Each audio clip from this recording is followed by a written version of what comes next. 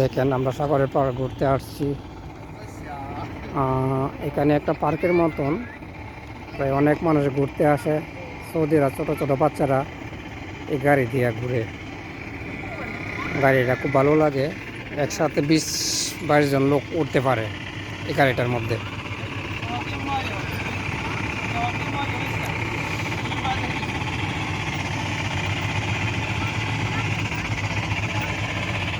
গাড়িটা অনেক সুন্দর, এটা সারাদিনই থাকে,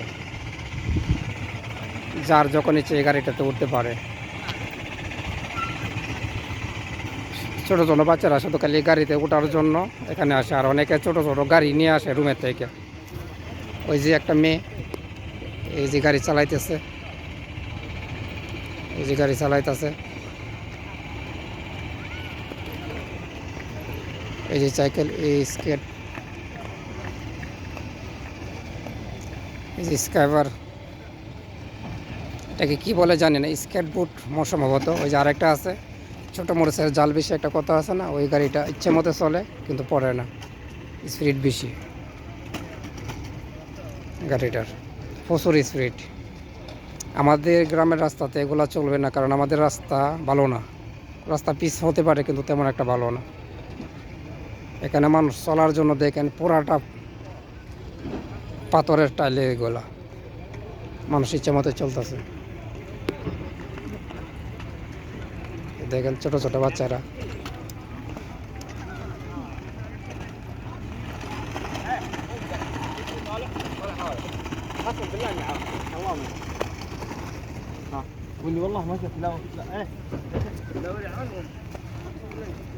ছোট ছোট বাচ্চারা স্কেটবোর্ড চালায়।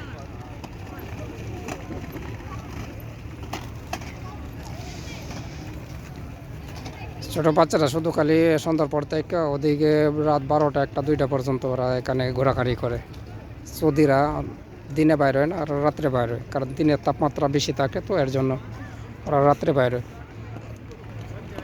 ওরা বউ বাচ্চা নিয়ে যেতে বাইরে একসাথে খাবার টাবার নিয়ে।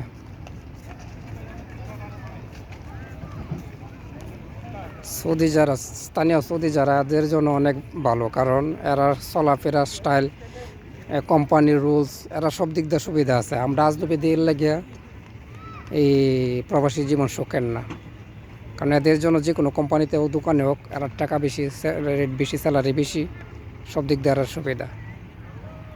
যে ক্যামেরারে দিব 5,000 6,000 রিয়াল, এই একই কাম আমাদেরকে দিবে 2,000 রিয়াল। এই হচ্ছে ডিফারেন্স। তো ভালো থাকেন। আমরা ঘুরতে আসছি সাগরের পাড়, আমাদের সাথে আরও 3 জন আসছে, এক একজন এক এক জায়গা গেছে। আমি এদিকের সিস্টেমটা ভালো লাগছে, এর জন্য ভিডিও ওঠালাম।